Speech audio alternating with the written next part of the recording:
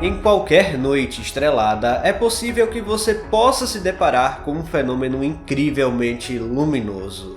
Esse fenômeno pode ser chamado de bólido, um tipo específico de meteoro que é capaz de transformar a noite em dia e é considerado relativamente raro.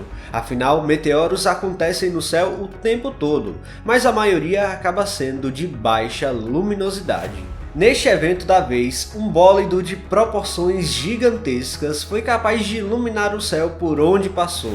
Detalhe, eu fui um dos observadores a olho nu e garanto para vocês que o fenômeno foi simplesmente fantástico. No vídeo de hoje vamos entender o que aconteceu e ver os registros de tirar o fôlego.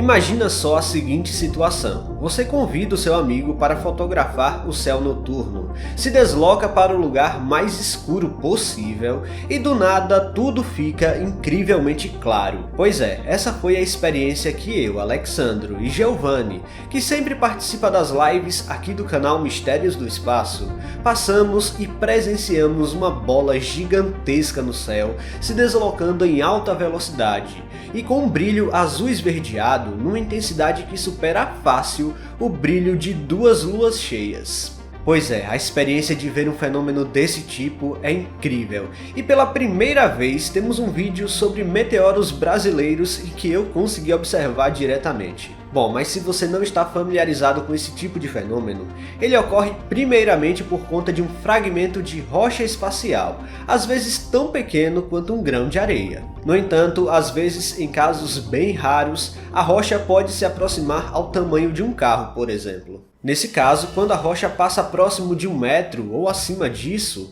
geralmente vamos ter o que os pesquisadores chamam de bólido, ou seja, um tipo comum de meteoro, só que com um brilho muito mais intenso do que o normal. É essencial destacar essa diferença, pois os grandes meteoros são bastante raros e comparado a outros meteoros visíveis mais fracos, os bólidos têm a maior capacidade de proporcionar a queda de fragmentos da rocha espacial na superfície terrestre.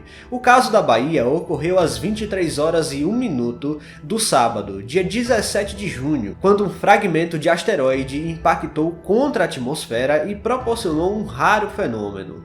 No geral, temos poucos casos de meteoros com grandes níveis de brilho por ano aqui no Brasil, algo como 3 ou 4 bólidos gigantescos. Muito além de ser somente um fenômeno visual bonito, podemos aprender muito sobre a história do Sistema Solar.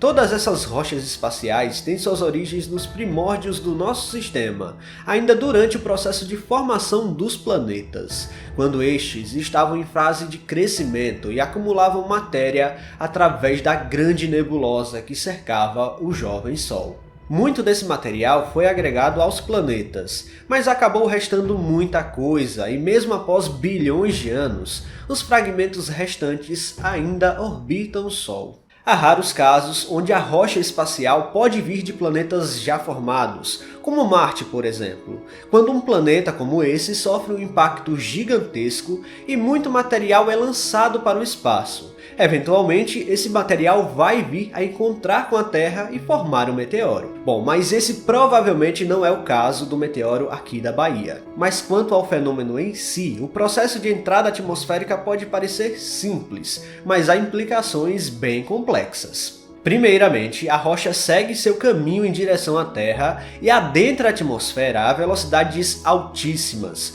variando entre 50.000 até 200.000 km por hora. Esse rápido deslocamento provoca um intenso aquecimento do ar, atingindo temperaturas comparáveis à superfície do Sol de milhares de graus, gerando então um brilho intenso que dura apenas alguns segundos. A atmosfera começa a brilhar quando a rocha entra em contato com a camada maior de gases, em altitudes que começam entre 90 até 100 km.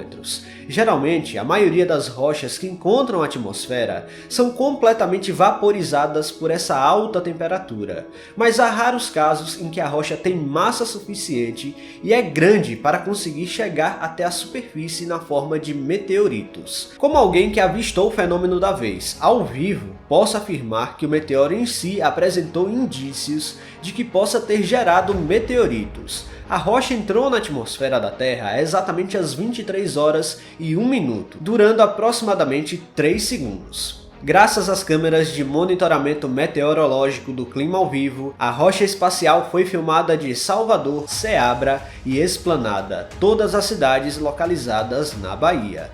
Uma câmera localizada em Aracaju, Sergipe, também foi capaz de avistar o fenômeno mesmo a centenas de quilômetros de distância. As imagens impressionam e vemos o momento exato em que a rocha rasga o céu baiano. Apesar de sua rápida passagem, o meteoro exibiu uma magnitude semelhante ou até superior ao brilho da lua cheia. Além disso, a cor do meteoro permaneceu constante durante maior parte do tempo, mas provavelmente brilhou em tonalidades azul esverdeada devido à presença de uma maior concentração de gases, como nitrogênio, por onde a rocha passou. Basicamente, quando esse gás fica incandescente devido à conversão da energia cinética da rocha em energia luminosa, ele vai emitir a luz nessa cor específica. Portanto, a presença de elementos como sódio, magnésio ou níquel no meteoroide é irrelevante para determinar a cor do fenômeno, uma vez que é a interação com a atmosfera à sua frente que aquece o meteoro e determina sua cor. A olho nu, o brilho foi incrivelmente intenso e a coloração inconfundível. Pessoas de cidades como Conceição do Coité e Valente relataram que além do brilho imenso, um enorme estrondo seguido de tremores foram possíveis de serem sentidos. Isso indica diretamente que a rocha alcançou as camadas internas da atmosfera da Terra, e a compressão do ar foi forte o suficiente para ser ouvida da superfície.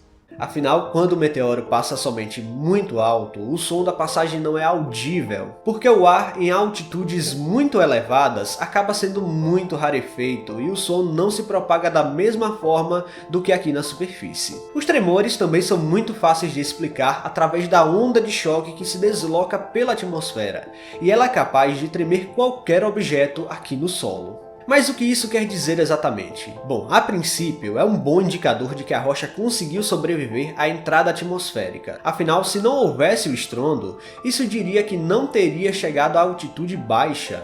Visualmente, o meteoro seguiu bastante luminoso e apresentou sinais de fragmentação no final. No entanto, cravar a resposta para isso ainda não é possível, pois necessitaria de um cálculo de massa do objeto, e tais dados ainda não foram obtidos. De qualquer forma, os registros foram incríveis. Mais um grande meteoro brasileiro pôde ser eternizado em registros, e para quem o observou a olho nu, está eternizado na memória. Quanto ao medo da população, podem ficar tranquilos, os meteoros são fenômenos incríveis e devem ser admirados. Não há motivos para temer algo assim. A verdade é que a probabilidade de uma rocha espacial cair na cabeça de alguém é muito baixa. É praticamente impossível prever quando um fenômeno assim vai acontecer de novo. Basicamente, essas rochas são pequenas demais para que os telescópios possam ver antes de cair por aqui. O que nos resta é ficar de olho no céu, nunca se sabe quando isso vai acontecer novamente. Pessoal, se vocês gostaram deste vídeo, não se esqueçam de deixar o like aqui, que é muito importante. E se você não está inscrito aqui no canal ainda, convido você a apertar o botão inscrever-se aí embaixo. Até a próxima!